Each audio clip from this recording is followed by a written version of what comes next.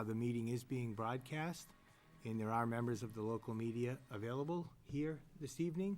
If there's anyone that would like to make a video or audio recording of the meeting, please let myself or one of the other committee members know. First up on the agenda, we have approval of minutes. We have two sets of minutes. We have the regular meeting minutes from October 10th, as well as the executive session meeting minutes from October 10th. Has everyone had a chance to review those? Yeah, we have a motion. Motion from Mike, second from Christine. All in favor? 4 in favor, 1 abstention. Next up, we have announcements, correspondence, and distributions. Do any members have anything? Don? Yeah, I just wanted to talk quickly about a correspondence that we received. And really not about the issue that the person raised at all, because I know it's been settled. So, but in that, this was a letter from a parent on October 14th that the JV players practiced for 6 hours, and it wasn't a good situation for the boys.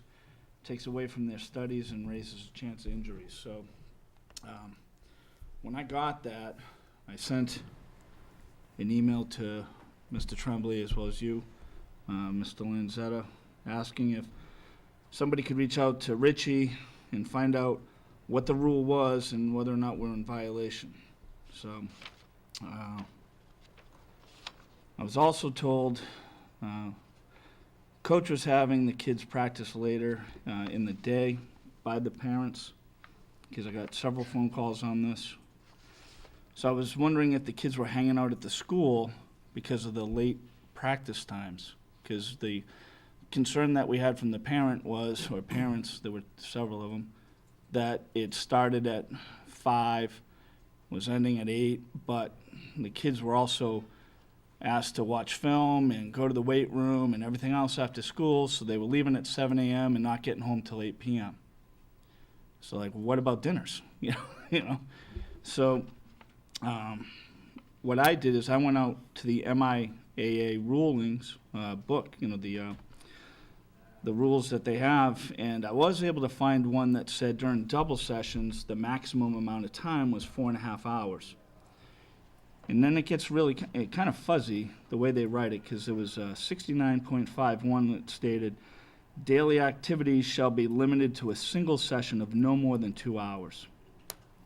But then on 69.523, no team shall conduct more than a total of 4.5 hours of physical sessions in one day. But it does point out that physical sessions include, but is not limited to, calisthenics, walking through plays, and everything else, for a total of 4.5 hours. So Tuesday morning, I did see Mr. Tremblay, and he explained to me that Richie had reached out to the MIAA and said that we weren't in violation, even though the kids had been there for 6 hours. But I still explained that I wanted to know what the rule was. How long can kids practice? Because since then, I think the reason why we weren't in violation is there is a rule that kids can't practice or participate in sports for more than 10 hours in 1 week. So maybe that one day we weren't in violation, but by the end of the week, were we? So, as hard as I tried to get, an understanding of what the ruling is, and I asked for it, I didn't get it. And I even went as far as asking Jerry Moody in an email that evening, the 24th. And I sent him everything I found. And I still don't have an answer.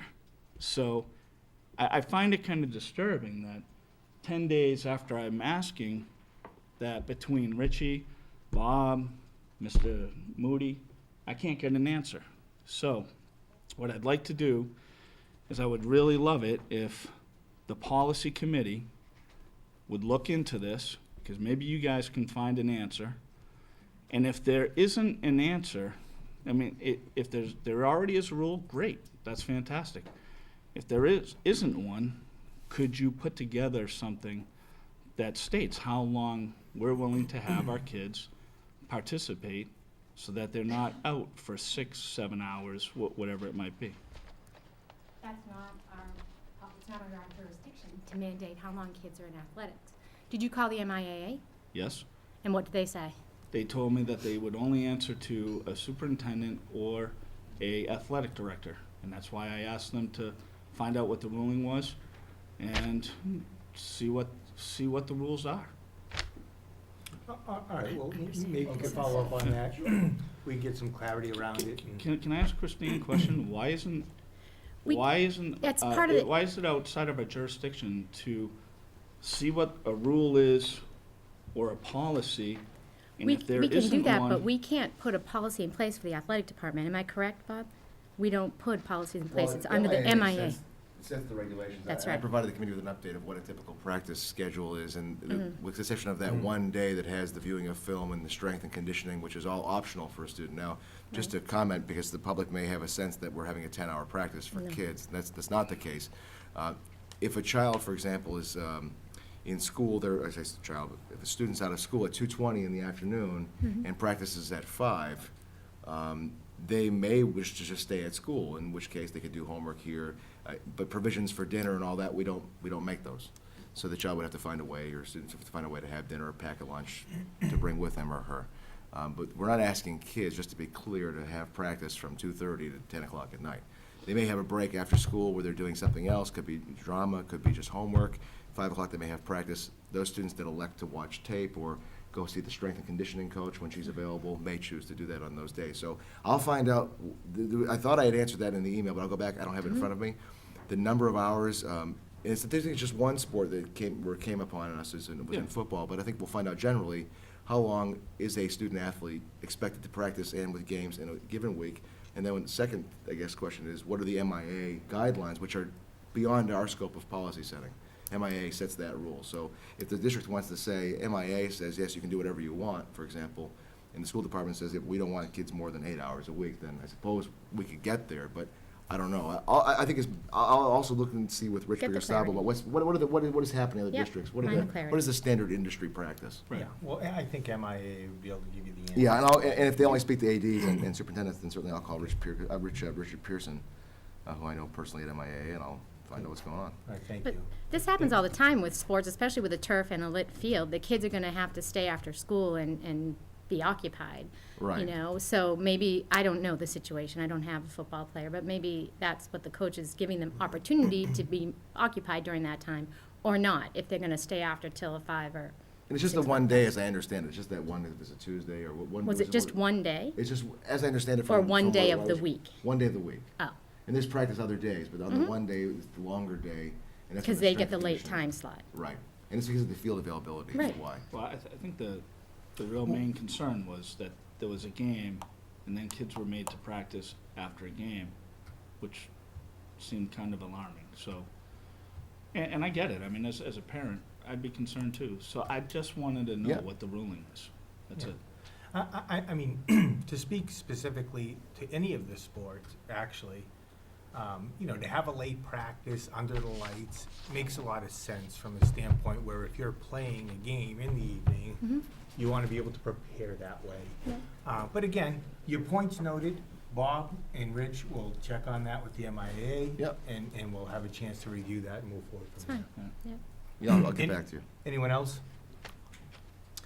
I would like to just say quickly, what a great job I think Bob and many others did last week for Friday's Milford's first annual homecoming.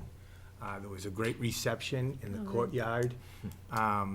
Special a good thanks, turnout? great food, special thanks to Carla Tuttle and all those that helped her. There were a lot of people involved. Yeah, I don't want to forget anybody, but for all those that stepped forward and helped out and donated their time. I know Joe and Donnie spent some time down there as well, and there were other Thank you, guys. PTO people involved, helping raise some money. And it was a great event, and it was a good registration for a first year, and I think it really set the foundation to build upon for years to come. So I thank you very much. I thought that went well. There was a post-game reception even afterwards. that was enjoyed by all that attended, so, Nice. yeah, it was a real nice evening. The weather cooperated, and it was good, so thank you. Thanks, and thanks to you also for doing the halftime bit, doing the announcements, and we had, you'll recall the goal was to build this is a kickoff event to build an alumni database. So we have now 76, I think as of today, we have 76 people who are registered as alumni, and we had about 50 or so people who came that evening to actually go to the event and registered for the homecoming event, which is, I think, a good It'll turnout catch on. for the first year. And people Yeah. are excited to take the lead next year and run with this thing for homecoming 2014. I think the opportunities are limitless there, so. Yeah, so good. thanks. Yep, done. And to follow that up, the next day, the Boosters Club had a beanbag tournament. I'm telling I you, said, that- how was that? it was honestly one of the most fun outdoor days you could participate in. Yeah, It I was saw a that. great crowd. Did you get that email? It was just a blast. It was really Great. well run, and Joe Arcudi should be thanked for that, because I know he organized it, and Chris Lynch, the two of them did a great job with that as well. Yeah, the boosters do a great job, thanks. Bob, anything? No, that's all I have. Okay, next up, invitation to speak. We have anyone here for invitation to speak? Seeing no one. Next up, we have a project status update, and we have a couple of members from the ad hoc field committee with us this evening. Hi, Brian, how are you? Good evening, Hi. folks. Good evening. How are you? How are you? Good, thanks for How coming you in. doing? Nice to see you. Yeah, same here. Good. Thank you for inviting me here. Before I get started, as we get ready for the Red Sox tremendous I know, right? push to first. Yeah. You know, over the last 2 years, what they've done, I think it's time we should recognize what goes on here at Milford, because you've got your own Cinderella story going on right now. Last year, the girls' volleyball team was 0-20, and this year they just qualified for the tournament. So Oh, it's nice. been a tremendous turnaround with a remarkable group of young girls. The first-year coach, Jade Vega, I think deserves a lot of credit, as does Rich Pigostavo. And Linda Zakili, who's still a big part of the program. She's there with the girls all the time, so it's just been a great season. So I know, having been on that side of the table, you don't often hear positive news as much as you should. Let me bring you positive news. The girls are Thank you. doing great. Thank you. So you sound like a school committee member. Yeah, well, try to get it out of your system, but it never goes. So I got the request. I am here. What would you like? I'll open it up to members of the committee. I think Scott Harrison isn't here, but he had raised the question about the concession stand, the schedule, his original The request. restroom building? Yeah, Yeah, I guess the restroom building. it was that whole complex Yeah, that's it's coming up, right. The original request was, everybody put in to the boosters for the bricks to lay a walkway, but it's being held up for that portion of it, so I think, if I recall, what Scott was looking for was an update as to when that's gonna be done, and kind of set the time frame for everybody. All right, let me just, if I could just pass this around. This is a memo. Just grab one. Sure, See, of course. send it around. This is the memo that was put together for the Finance Committee and the Capital Improvement Committee October 2nd in preparation for the most recent town meeting article that thankfully to the town meeting members, we were successful. And where we are in the project right now is we are looking to construct a restroom building that has handicap accessibility, as well as a renovation of the softball field. It's the final phase of this particular project. Back in 2010, when it was originally proposed, the budget for all of it was about $3.5 million. After discussions with the Finance Committee, as I think all of you know how those things go, it was told to cut it back to $3 million, and we'll look to the softball field and the restroom building sometime down the future. There might be private fundraising, that type of thing. So we went forward, and we were very successful, I think, with the football field, track, tennis court. I think by all accounts, it's been a great project. We've achieved a savings on the project of about $400,000, of which $200,000 we poured back into the project. The project originally called for painted lines on the field, which would have meant a yearly budget, I don't know, maybe about $5 to $6 $200,000 to repaint twice a year after every season. We put the inlaid lines into the field. It's considered an upgrade. There's nothing that needs to be done to that field from now until, the foreseeable future, other than the grooming. We added handicapped parking spaces to the area on the northeast, which used to be the old entrance to the field. So we poured about $200,000 back into the project, and then we still had a savings of about $200,000. As we went forward with the restroom building, because that was a key component from the project from the start, the idea was to put that building in an area that would service, centrally located, so it would service the tennis courts, the softball field, and the track and the football field. The way it is now, it's kind of off to the side. It's not accessible when girls play softball. I know that from experience. So the problem we had, the state plumbing code looks at our field just like Gillette Stadium. And the toilet requirement, based upon the bleachers that we have, about 1,500 seats, would have been 50 female stalls and 25 male stalls. An absolutely ridiculous number, but this is a problem apparently throughout the state. Generally, the board does grant variances, cuts the number in half usually. 25 and 13, I think is still an extraordinary amount. It would be cost prohibitive.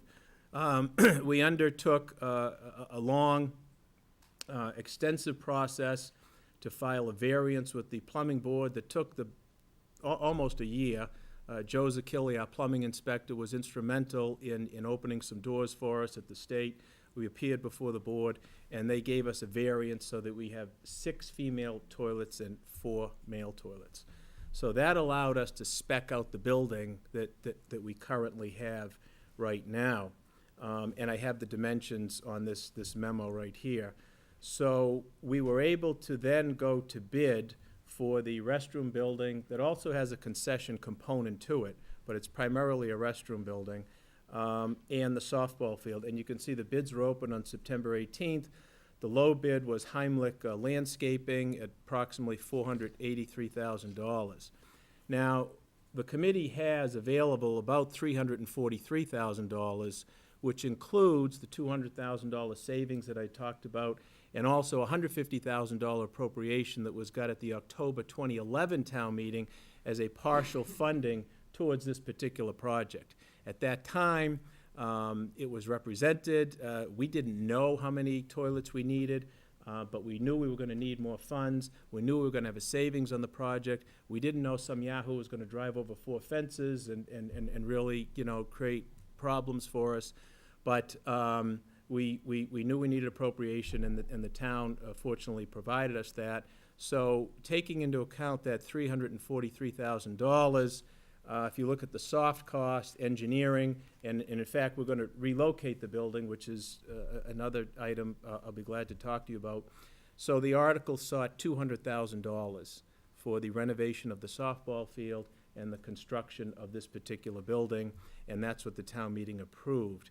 And I also note that the Highway and Sewer Department, along with the Milford Water Company, was very cooperative, very generous, and actually broke open West Fountain Street, brought water and sewer to a central location in the field, and it's estimated that that saved us about $50,000. So that was a great effort, and we're very, very thankful for the cooperation there. We've been working through Superintendent Bob Tremblay and also Rob Quinn, on items that pop up. They've been very, very supportive on whatever we need to get done on this particular aspect of the job. The building was originally planned to be behind the tennis courts. At some point, I think this board allowed a portable concession vehicle to be placed on the grass in that area. And we received several comments about the fact that really obstructed the openness of the field. It wasn't particularly sightly, and it was not, aesthetically speaking, very, very good. And that was good feedback, because that's exactly where we were going to locate the fixed building. from that feedback, we went to the architect and we said, we've got to put this somewhere else. It's a nice building, but it ought not to be the focal point of this project. So now the plans are going to call for the building to be pretty much parallel to the batting cage on the softball field. So as you're walking down the entrance, it'll be off to the right. Still central enough that it'll serve everything, but not what everyone's gonna see when you drive by. As I drove by here tonight, and I saw, I think it's a JV game going on. I mean, it's just awesome. I mean, I think, to think that we have this in our community. And I know Rich Pigastavo, constantly gets comments from coaches, athletic directors from other towns as to just what a wonderful facility this is. So, it really has exceeded, I think, the hopes that my committee had. And I'm very thankful. We've got two very important committee members here tonight, Len Morcone and Nick Zakili, been instrumental in trying to bring this thing forward. So that's kind of, you did, so the idea behind the brick fundraising, we've been working with the Boosters Club, and those funds were allocated to outfit the concession building once that gets built, to put in whatever equipment they want, because, the Boosters more or less runs the concessions, if they want a refrigerator or whatever equipment they want, but it's basically to outfit the equipment, nothing structural. Nothing to do with the structure. So we've been coordinating with Eric and told him, take orders as long as you can. But now we've given him the schedule that we have right now. I just got the contract in yesterday, as a matter of fact, from Heimlich to sign to start the softball field. It makes a lot of sense to do that now because this building is a prefab building. It's going to be brought in by crane across the softball field. So to do the restroom building, we're going to cause harm to the softball field. So it really makes a lot of sense to integrate this project the way we've been able to do it. We're looking to have that work started ASAP, and the projected time is December to have that building in place. And we've made it clear to the architect that we really want this project done, this softball field ready for the 2014 season, for the Massachusetts State Champions to open up on a brand-new field. And I'm very, very frustrated, disappointed personally that, I wasn't able to get this project done sooner so that the second championship team that we had could have played on a nice field. But, to be honest with you, I don't know how familiar you are, you remember the vandalism right before graduation. It set us back in a lot of different ways. So we've had to deal with that. So I'm sorry, I talked a long time. I apologize. So Brian, just a quick question. Were you able to get funds from the insurance company? No, we've sued them. Time to do that. We got a lawsuit going on right now. We made claim with the company, the adjuster came out, we went through a lot of process unnecessarily, so I think. I took it as far as I could. We handed it over to town council. Currently, he's got a lawsuit against the driver, the owner of the vehicle, as well as Commerce Insurance. And the other thing that we had to follow up on was the criminal aspect through the district attorney's office. And if the town does not get payment from the insurance company or the parties responsible, the individual who did the act does have it as a restitution order, which is part of his criminal case. That was coordination, not only through the police department, but the district attorney in Milford and Worcester. So, there were a lot of steps to that one crazy act. So if you're successful in allocating funds, would it go towards the project? The type of stuff that it did, it caused us to burn a grooming.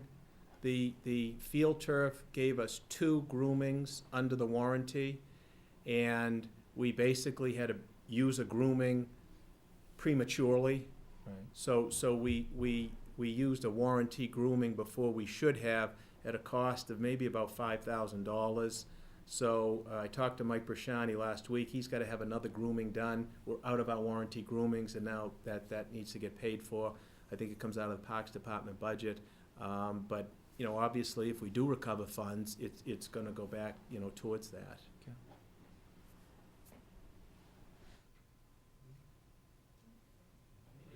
Yeah, I want to just thank you and committee for all the work you've done. I mean, it really is a state-of-the-art facility, and we take a lot of pride in it. I know it's getting a lot of use, not only here at the high school, but from all the different youth groups. So, you know, thank you for all the work that you've done in bringing that to Milford. Well, thank you, I appreciate it. It's really been a pleasure to work on. The committee has been one of the best committees I've ever had the honor to serve with. You know, like I said, there have been some ups and downs, but mostly ups. And it really is nice to see that. And, you know, I only live a couple of house lots back, you know, over on Congress Terrace. All weekend, that place is going. Yeah. You know, we start hearing the cheers at 8 in the morning, and it's still going, you know, at 8, 9 at night, and I love it, you know? It's just a great sound. It's just a great thing to know. And you can't get on the field. I've tried. It's like, well, we have between 1:30 and 2 o'clock on I mean, it's amazing, the use that Yeah. it's getting. It's Yeah. really great. And you should know, you know, we still have some tie-ups with the contractor. There's an issue with the tennis courts, so we're holding back money, approximately $145,000 from the contractor, because there was some spotting on the tennis court, and I think we've resolved that in that it's going to be redone in the spring, and we'll get, I believe, a 2-year warranty on that. So to get that extended life, I think is a great achievement. What about the bleachers? That's the 'Cause, next thing I was gonna talk about. The- That's still the first one. Where Right. the kids stand. Right. Is still drooping. And that's been replaced. That's the second item that we have with the contractor. Apparently, the bleacher seat that was provided was not what was spec'd, and somehow it got on there. It's a lesser grade. It doesn't have the under supporting system, so that when the kids cheer on the team, which is what you want them to do. Right. You know, you want kids there cheering. You know, that aluminum ought to be able to handle it, and it doesn't because it's subgrade aluminum. So the committee's been very firm with the contractor. We haven't released a dime to them in over a year, and we've been holding firm on this, and they just agreed last month to fully replace all seating. Oh, wow. Great. So we're gonna get the seats that the town deserves. Those have been the two issues, the tennis court and the bleacher seats. Thanks Yeah. again, Brian. Yeah, Brian, I would just want to reiterate what Joe said too. Thank you and the committee for all you've done. I spend a lot of time down there personally. It is an absolutely beautiful facility. The addition of the restrooms with the concession part and the softball field, which I think is well deserved for those girls, given the last 2 years that they've done, is just made it just such a special place in town, so thank you. You know, and if we gotta wait a little longer to get there, it was done right. It's gonna be very, very nice when it's all completely done, so thank you. Good. And then I don't know if you're aware, but we had a representative of the school committee on our committee. And first it was Bill Bazazzi, and then when Bill wasn't reelected or whatever, Pat replaced him. So, you know, I don't know. I mean, if you want someone, you know, to replace a representative on the committee, you know, just get a letter over to Rick Villani, and we'll take care of it at the it's a selectman-appointed committee. So if you want to replace your school committee representative, that's great. You know, we're glad to have all hands on deck. I think a couple things too, Brian, you know, you and I are involved in a lot of things, and I hear you Yeah. all the time say that here in Milford, we do things the right way. And that's an example of how we do things the right way. And your comment that it's awesome to drive by there is so true, but I just hope that I'm gonna use the word taxpayers appreciate your time, your committee's time, to make projects like that come to light in the town of Milford and be done properly. Because it is a lot of time, and I just wanna, again, I wanna say thank you to all of you, because you do a great job, and people in Milford should be very, very proud of that. Yeah, no, thank you. I was lucky. I had a lot of help on this. Again, like I said, you know, going back 2010, the budget was 3.5 million. So now with almost 4 years out, we're coming in at 3.3 million. So, and we're having additional work done. So taking into account inflationary factors Right. and the savings, you know, I think, you know, the town, you know, got a great deal. And the other thing we should commend are the youth groups. They're doing a great job in keeping it clean. taking care of what they've been given. I really think everybody really appreciates this gem, and it still looks brand new. It just makes Milford a special place. It truly does. It's just another example of what a great town this is. Yeah, in everyone has been taking good care of it, and I know Christine and Scott, as part of this committee, have really done a lot of work putting some policies and guidelines around the use and the maintenance of that field, and it's really worked out well, I think, so, yeah. Yeah, thank you, Brian. Good. So if there's any other information you need, just let me know. And like I said, if you want to replace your representative, just get a letter down to Rick Villani. We'll get it on our next agenda and make quick work of that. Great, well, All right. take that under, Good. thank you. All right, Yeah. thanks. Have a And good I'm out night. of here ready for first pitch. Yeah, lucky you. Thanks a lot. Good luck. Thank you. Thank you, Lenny and Nick. Thanks, guys. Thanks. Next up, we have school committee self-evaluation. Joe Moraes did a little bit of legwork on some past discussions that we've had about possibly, exploring a school committee evaluation. Joe, I'll turn it over to you. Yeah, thanks, Rob.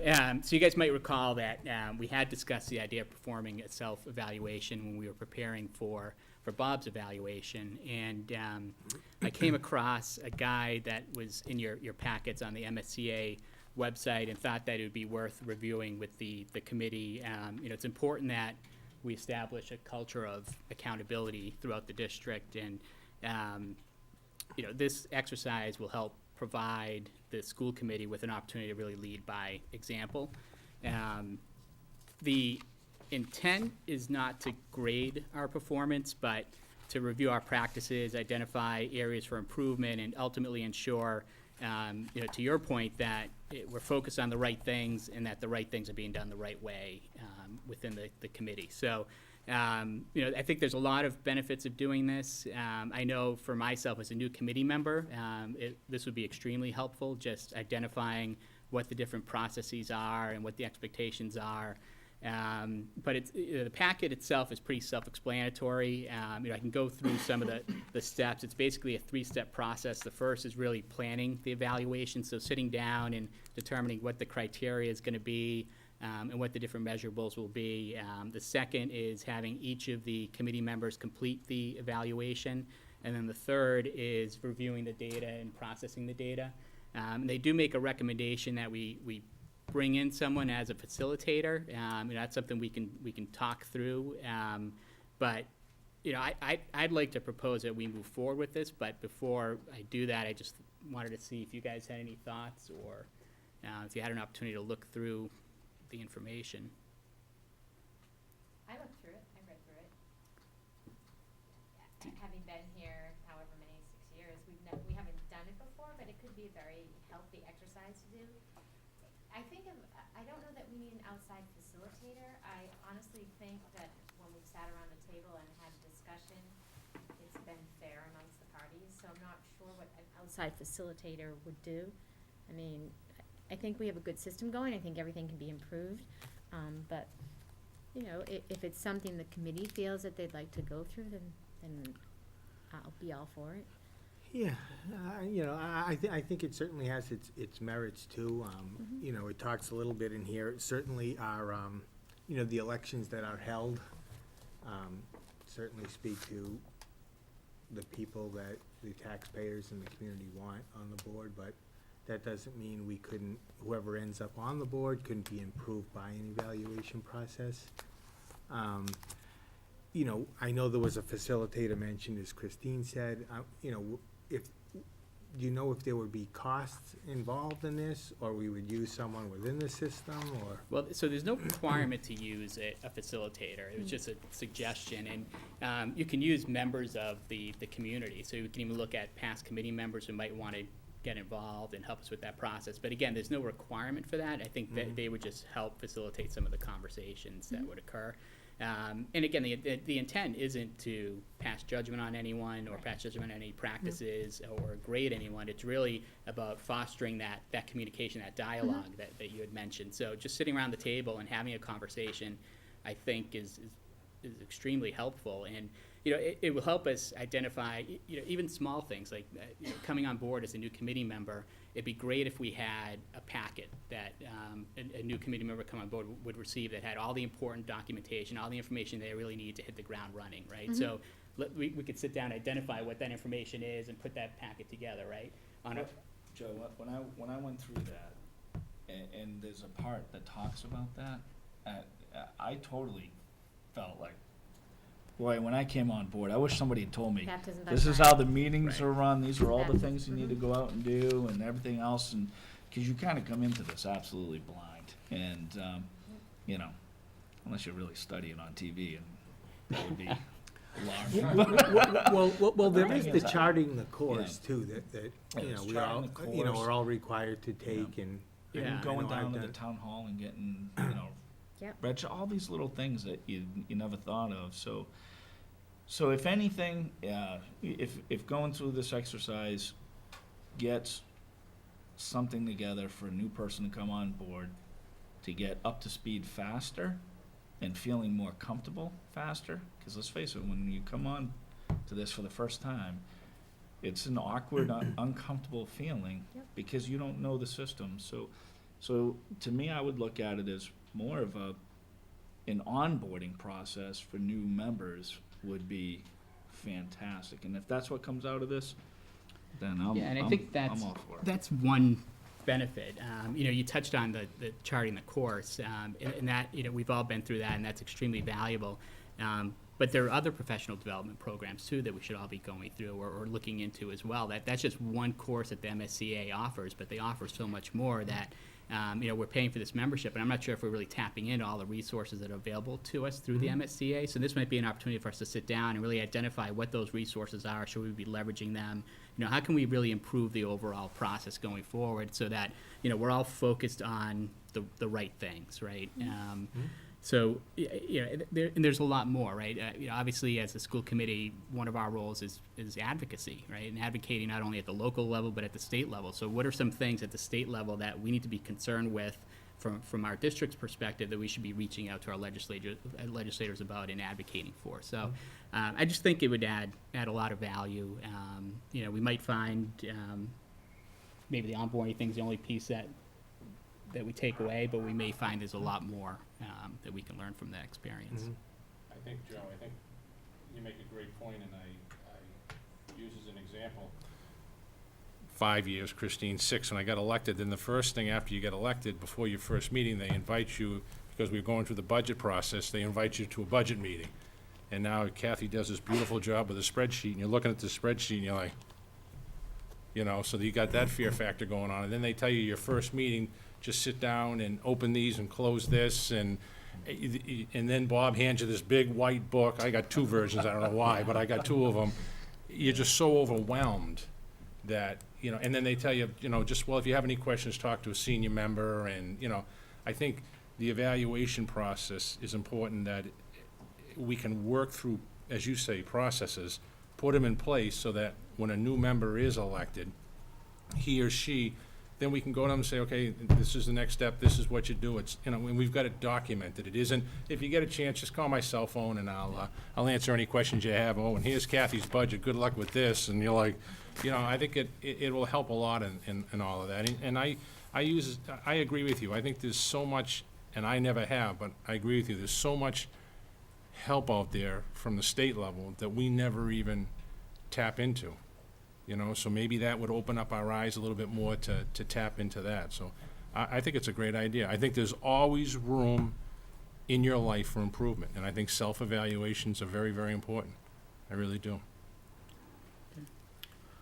So I think that, I'm sorry. I was gonna say, I think the next step would be, if we're comfortable moving forward with it, would be to establish the criteria for it. And we could use this as a guide for doing that. So I don't know what the best practice would be here. Is it to set up like a subcommittee, maybe? Yeah, and I think that would warrant it, and, I would like to see you, sort of lead that, Joe, and, if we want to make a motion to move forward with you working with the committee to put together what the evaluation for us would be, perhaps, we could do that as sort of a second reading and take it to a vote, with the Okay. entire committee. That'd be fun. Yeah, I would make a recommendation to have like, two people work on it, like what you did with the superintendent's evaluation. Sure. That worked out really effectively, and then you Yeah. brought back something Yeah. that we all could look at and Do do. do we have any other members? I'm not that we- volunteering, but yeah, I think it's a great idea. Yeah, we should appoint Patrick or Sure. Scott. I know, right, poor Sure. Patrick is- I know Patrick's on the policy committee. Why don't we say Scott is- Patrick Holland? Why don't you work with Patrick reach out to him. Holland? He'd do a good job.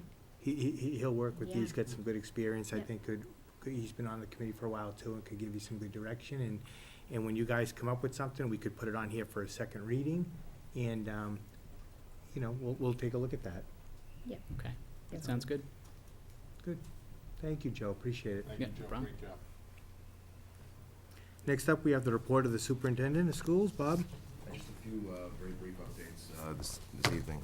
The first is the 2014, should be 2019 strategic plan update. It's a 5-year strategic plan. Kathy Perry, you may or may not know, is involved in a practicum working with me for her superintendent license. And as part of that practicum experience, has to have a major project. So the major project is the district strategic plan. The current plan that we have is going to come to an end at the end of the school year. So now it's time for us to begin forecasting over the next 5 years.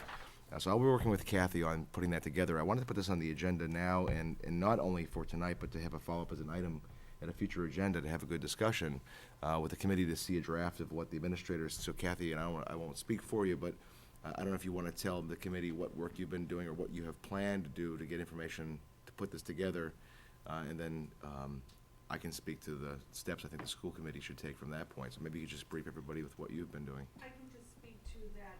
We're in the gathering of information stage and meeting with the principals and gathering school improvement plans, looking at what other districts have for their district strategic plan, and aligning our district goals with what the buildings have for their improvement plans, obviously, and what important initiatives that may be outside of the improvement plans need to be embedded as well into the strategic plan. So right now, we're gathering and researching and reviewing.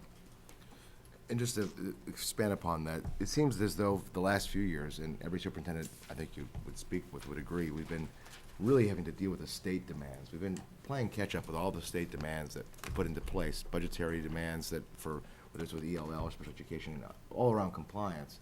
We've not had the opportunity to really, although in recent history we have, to really grow the district, to really be an innovator. We're doing some of that. The hospitality management program is one example. We need to be now looking toward the infrastructure to support, if we're gonna go to a one-to-one initiative for students. If we're looking at iPads with a new Woodland School coming down the pike, hopefully in 2 years from now, we wanna make sure we're building a school district. If it's gonna be, for example, one-to-one technology, well, it has to be then sustained after Woodland School to Stacy Middle School East. That's just one example. We need to do more with gifted and talented or enrichment for our students. It's been a long agenda item. We haven't done enough with that. That's an area of deficit. Expanding foreign language. I really think we need to expand that further down to the middle level and beyond. There's a number of areas. Those are just some examples that I see where we can take some growth as part of this plan. Over 5 years, really map out what are the priorities of the current school committee, and given the what are the trends out there? What should we be looking at? Not so much what's popular, but what would we really do to put Milford as an industry leader in the school department? So I want you to maybe think about that, and as we come back with a plan for you to take a look at, this would go very well, I think, in line with the school committee's self-evaluation work, so we can begin to plug in what some of those priorities are. So I'm sure everybody at this board has their own feelings on what things are priorities in the district, and I'd like to incorporate that. Good. Okay, so if you have ideas along the way, maybe you happen to be someplace and you hear something or at a conference, and you want to shoot me an email and say, Bob, I'd like to think about this, by all means, we hope to put this together. I'm going to charge Kathy with a deadline to get a draft together, probably early spring, so we have something to show at the same time we present the improvement plans from the schools, that this will be a way to sweep all that together in the final district strategic plan. That works. Okay, any questions or comments on that item? Thanks in advance for your help with that. I like it to be a collaborative effort with the whole school committee. The Hospitality and Tourism Management Program, just to keep you up to speed on that, it's a goal of mine. It's a very, very exciting time. Just very quickly on that, we've expanded to also include in Milford Atlas Travel. It's called Atlas Travel and Technology. Caught wind of this in the media, and they were excited to hear about the fact that it's a tourism, hospitality and travel management program. And they are now on board as another partner. We're going to roll this out with the DoubleTree first, as you know, and we will then anticipate 2016 to begin the second phase of that, is the travel industry side of that with Atlas, who's looking to grow their company. I believe it's in New York and another state. So they're growing and they're doing very well, and they're excited to have Milford Schools as another partner with us. So we have great industries in town that are really supportive of this. Just to quickly touch on the upcoming events, because the school committee will not meet again before the first event, which is going to be for the sophomore class. So we have on the sophomore bulletin board in the hallway, and we're reaching out to the sophomore class about this program to see what kind of interest we have. We'll have a full assembly, and we'll be bringing a panel to the assembly, which will have speakers, a student from Johnson & Wales. We'll have people from the industry who are speaking. It's designed to be just a quick overview of the industry, a moderated panel discussion, and then an opportunity for questions and answers. That's just for the students during the morning on November 5th. A week later, we're going to have that same panel group, and with those students who are interested, bring their parents back, and we'll have an evening event for families to now find out more about that. At the end of that night, and this goes along with the timeline, applications will then be available for families to take with them. They'll fill out the applications, and so begins the application process, screening, and so forth. We're in the process of putting together all the interview questions and putting together a program advisory committee which meets the Chapter 74 regulations, and which will help to guide this group. So we're really well on our way with this program, and I'll certainly keep the committee apprised as we develop. But the next milestone is November 5th, and that's the student assembly. A week later, the parent assembly, and then I'll get back to you as to what the interest is, and I'm hopeful that it'll be a great interest. What night is the parent? November 12th. It'll be at 7 p.m. in the auditorium. And if the committee would like, I'd be happy to send out a reminder to everybody in case you'd like to come by. Yeah, that'd be good. Yeah, I'll send that out to you. I think that's going to be important, because you're really going to be looking for that commitment if people are going to get involved in this, that it's, That's right. not it's a new sort of path that they'll be following. That's right. It is a 2-year commitment in the program that would start in their junior year. The senior year would be their field experience year. And it's just a great opportunity for those kids who are in the program because of all the industry certifications they would get as a result of that, plus a high school diploma. I'd be very surprised if there's not a great number of people who are interested in this program. We can only accommodate in the first year, though, 25 students. Right. We have to make sure we pilot this correctly, we build it correctly from the very beginning, and then we can grow it from there. So it will be a very selective process for the right 25 students. The final item on the agenda for my report, and then I'm going to ask to be excused so I can go back to Town Hall. There's a Woodland School Building project. There's a public forum that's happening tonight, although with the game, I'm not sure how well attended it'll be. That was not selected by, I didn't choose that date, just in case people think that I somehow put this on the second night of the World Series. We won't blame you. Don't You wouldn't blame- know it. I know, I get a lot of blame for these conflicts. It was Kathy Perry, It actually. was- Oh, nice, Kevin. Kathy Pull me under demanded the we have it bus. tonight, and at 8:07 too. So we, no. The project is going along well. We've had a number of we meet so often. I was just with Christine with your father at the meeting at 5:30 this afternoon. Before that, there was a 3:30 meeting. This committee is meeting all the time to put the designs in play, and what we're now seeing is actually some renderings of what the outside would look like and some conceptual drawings, which are really, really very exciting. So just an update on this. There's a public forum tonight. It's designed to be a question and answer session. It's at Town Hall for anybody who has any thoughts or comments or questions they'd like to have answered, and we'll present these designs, much like we saw at the last meeting here. That was a great presentation that they did, yeah. It was great. It's a really great team. The plan going forward is to build some excitement around this, is to have, anticipating building some kiosks, if you will, like just basically flat screen TVs at the entries of the preschool, the 2 elementary schools and Woodland, that show these renderings, because instead of having a, you know, Good a idea. display case where you see a three-dimensional, it's all done on virtualizations. And that way we get people to get a sense of what this new school would look like and the classroom designs. So I'll be working on that as the next little side goal of mine. And the sooner the better, you get some excitement around it, you know. Yeah, with the town meeting coming up in Yes, that's right. February, we certainly want to have, so that will be at the next project. Just along those lines, I know the committee's been doing an unbelievable job with this project, and Aldo came out to the last committee meeting to give us an update. I know at town meeting on Monday, he gave an update to the town meeting members as well, and obviously we have the public forum going on tonight. But you know, what can we do as a committee to help advocate for the new school? Because I don't want, this is such an important project for the district. I don't want to leave anything to chance at all. So is there any thoughts about reaching out specifically to town meeting members and bringing them to Woodland, maybe giving them a tour, sitting them down, giving them a presentation, maybe outreach to the individual school PTOs where we team up and we go out and meet with the PTOs at the individual schools and build some excitement there, get them to go out into the community and advocate for us. Maybe we do something at the senior center as well. You know, really make this a community outreach. Let him hit I think that's, we can go to the preschools and stuff, but it's the older community. Right. The taxpayer, the people that are really concerned about what they're going, I think the senior center is a terrific idea. We do have it's a great suggestion. We actually have a building, we have a meeting next week, I believe, a working group meeting. It's on the agenda. Because some concern came out of the Woodland Elementary School Council. They met, and some concern there about making sure the town meeting members know this is a priority in the Yeah, community. right. And I think it's a great suggestion. In idea. fact, I would be happy to personally give anyone a tour of the school. What's difficult is that you really need to see that school in action during the day. I think people who are in town who think that, well, the school's fine, it was fine when I was there, it's fine now. When you see where the instruction is taking place in the school, and I mean it's taking place everywhere. Right. When I say we have kids being instructed in closets, that's not an exaggeration. They're literally in a custodian closet. And it's not right. It's just not right for our town. And I think that's the message that needs to be out loud and clear. And I would be happy to take any town meeting member on a personal tour during the day. They'll check in our visitor pass and get them a badge, and I'll walk them myself through Woodland School. Yeah. And so if you want to offer that up, I'm happy to do the legwork if you can just reach those people for me.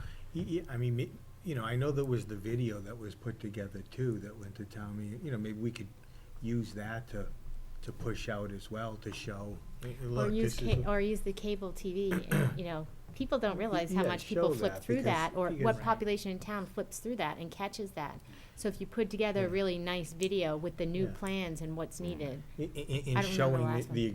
the Yeah. video that we did of the existing, you know, Right. it sends a good, you know, Yeah. really shows it. We'll probably have some additional public forums. I'm sure that we should just actually hold one of them at Woodland. I know it'd be in the evening, you don't get the full effect, but I think it's still important for them to be able to walk around and see what's going on. And some type of informational sheet that sort of summarizes things would be very That's a good helpful as idea. well, where, you know, we just a one-pager that said, you know, this is why we need the school. Here's how the entire community can benefit from a new school. Here's the cost. It's gonna be somewhere around, we keep throwing that $60 million number out there, right? But the reality is it's somewhere around 25 to 30 million because of the state picking Reimbursement. up Mhm. the 50% of that. So I think it needs to be very clear that it's, you know, 25 to 30 million dollars, and then this is how we're gonna pay for it, right? Because the town's been doing a great job, you know, managing the finances, setting money aside in this, in a stabilization account to be able to afford the school. So we're not gonna have to go through a proposition override. There's no debt exclusion. Right.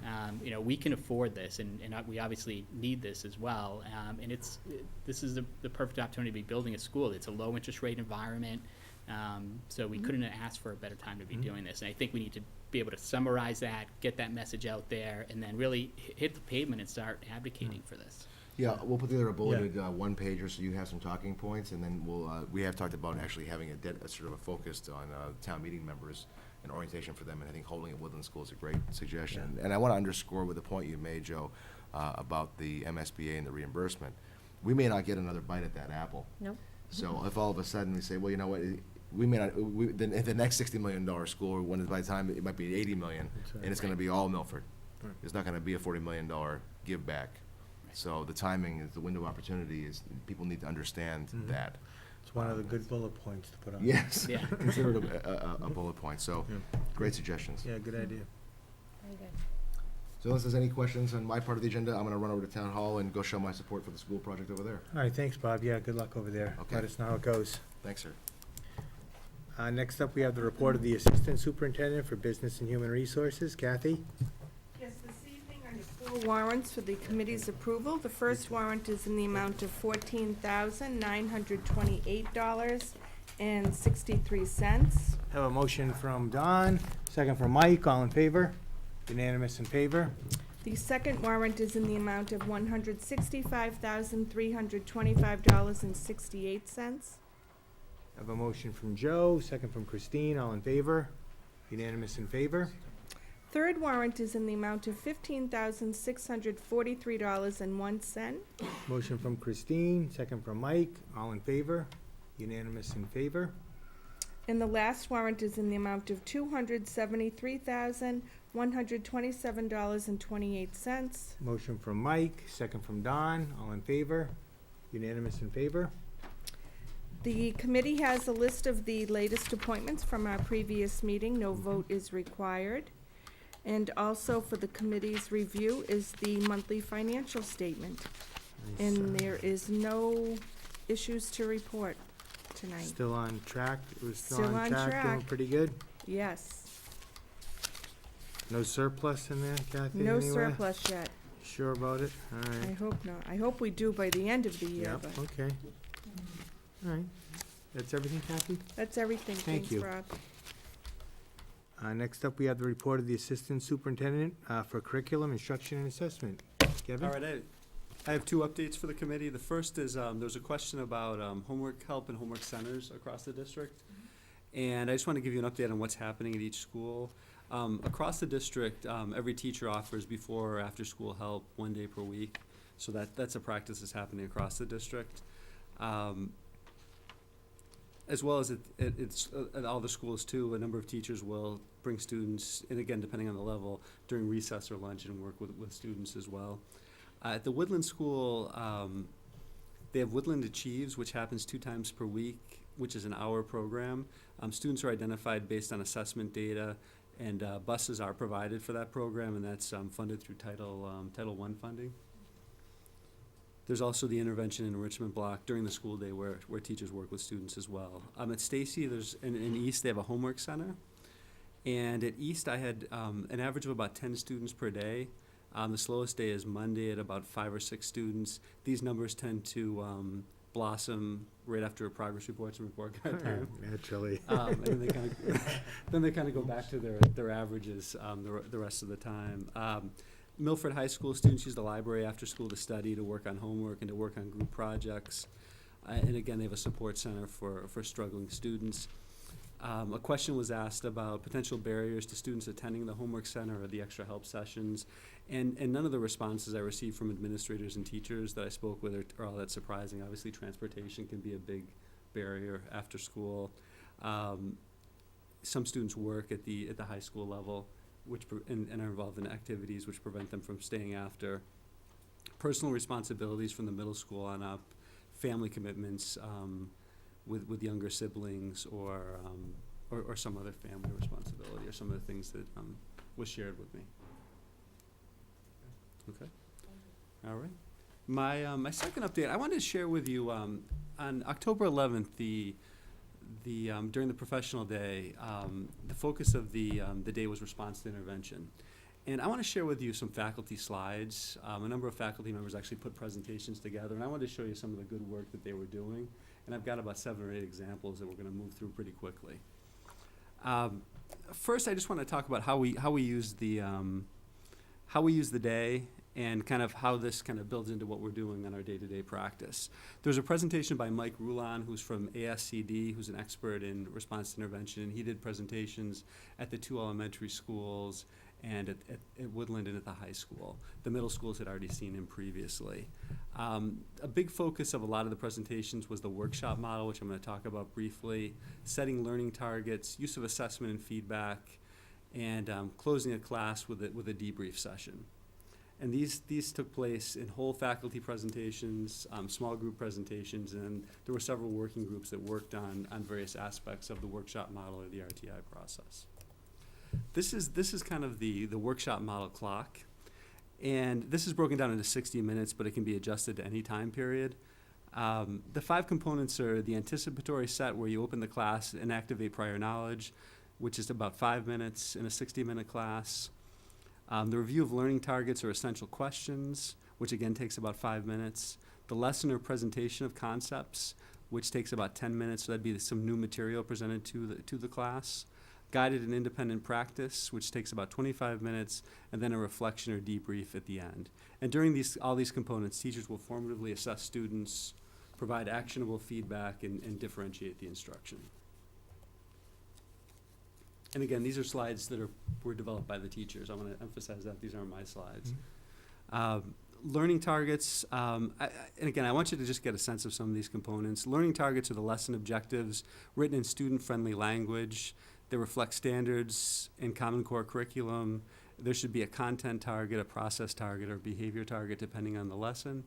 And doing the walkthroughs that the leadership team has been doing, we're seeing targets in almost every classroom at this point in a number of different ways.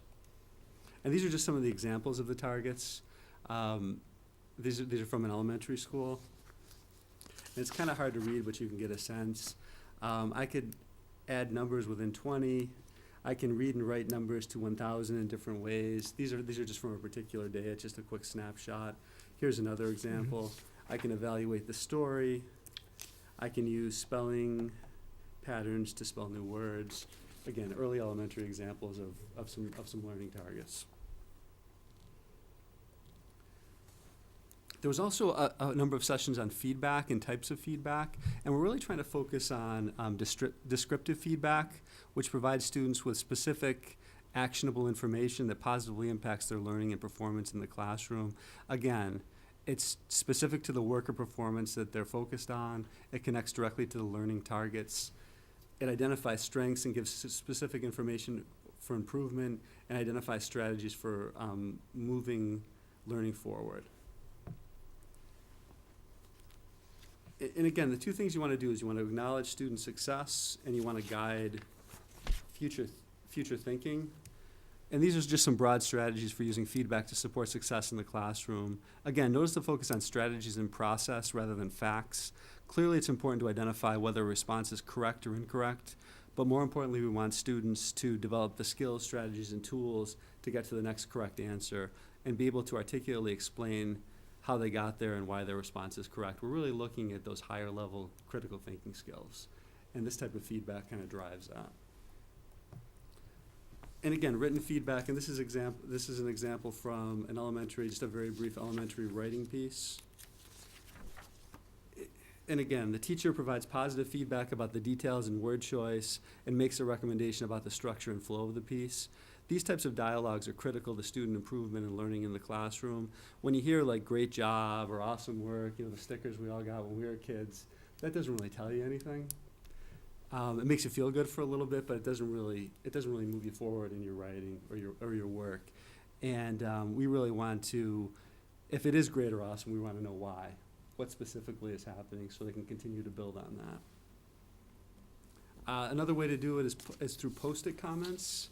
And again, it's brief verbal feedback that they could use kind of going forward. This is based on the 6 traits of writing rubric. You did a super job making sure all the elements in your story were in order. Can you go back and add more details to make your ending more exciting? So again, that's a common issue with writing for everybody, is putting details in. And this is just a quick reminder on how to do that. And this is just an example from a Milford classroom. See, I didn't do these slides. I hate the flowing thing. Let's see. There we go. The debrief is the last 5 minutes of class, and it reinforces the lesson objective by restating the target, provides an opportunity to check for understanding. You want to make sure whatever you taught, everybody got it. If they didn't all get it, what are you doing to make sure they get there? It allows the teacher to adjust instruction to the whole class, assign students to groups, whether they're homogeneous or heterogeneous, and it also gives sometimes an opportunity to conference with students individually, depending on how you structure that particular time. Another example from the middle school is they developed an RTI help desk, which I think is a fantastic concept.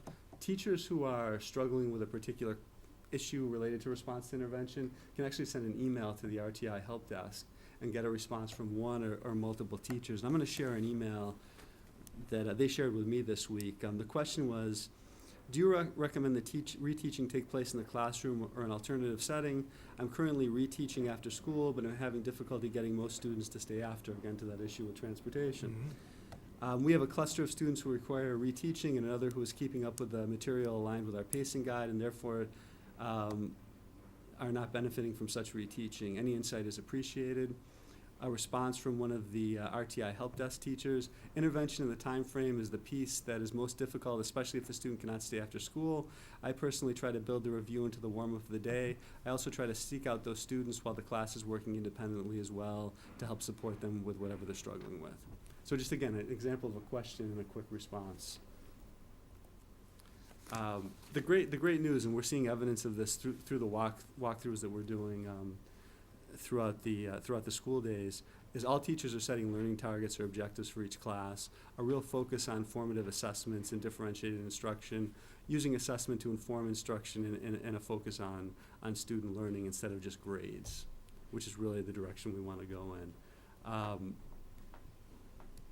I really want to, I was really impressed by the different presentations that the faculty members did, and I really wanted to take this opportunity to share those. I didn't have everybody's name, so I may very quickly at the next meeting just kind of identify who was connected to what slides and just recognize them at the next meeting, but thank you. How did those teachers get the opportunity to do the slides? Did they volunteer? There Are was they an asked by their? Yeah, so it was a combination. There was an RTI committee that was a number of teachers led by Patty Kelly, the Title I director. And it was a combination of administrators with teachers who were very good at a specific aspect. Some teachers were really great at closing a class, so they were asked to do a presentation on, the debrief at the end, as an example of that. Curious. Thank you. I just have a couple, Doug. Does the school, do the teachers know that the team is coming? And if they do, how do you go into a classroom environment like? So we break into small groups. Okay, So it's 'cause I mean, not it like must be it's not like overwhelming. it's Yeah. not 10 people walking Not only into for a the students, classroom. but for the teachers Yeah, as well. so it's usually Bob and maybe the principal, myself and the assistant principal. I've walked through with Meg Belcito, the special ed director. Okay. We kind of break it up depending on what we're seeing. We never see a complete building in any one visit, but we're Okay. seeing a different set of classrooms each time. We may be specifically focusing on a particular wing or grade level or department, and then another group is doing a different grade level wing or department. So again, it's not also Grand Central Station, and we're not really disrupting what's happening in the classroom. Okay, thank you.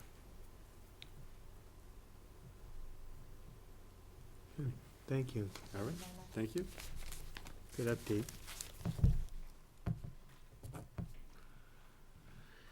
Next up on the agenda, we have new business. Do any members have any new business? No. Do any members have any old business? I wish it brought it up when Bob was here earlier, but at town meeting, they approved the funds to establish the IT department on Monday. So it sounds like they're gonna have an IT director and then 2 support positions are gonna report into the Board of Selectmen. So that's good news. I don't know if Bob shared anything with you guys. I'm just curious to know if there's any immediate needs that need to be addressed or.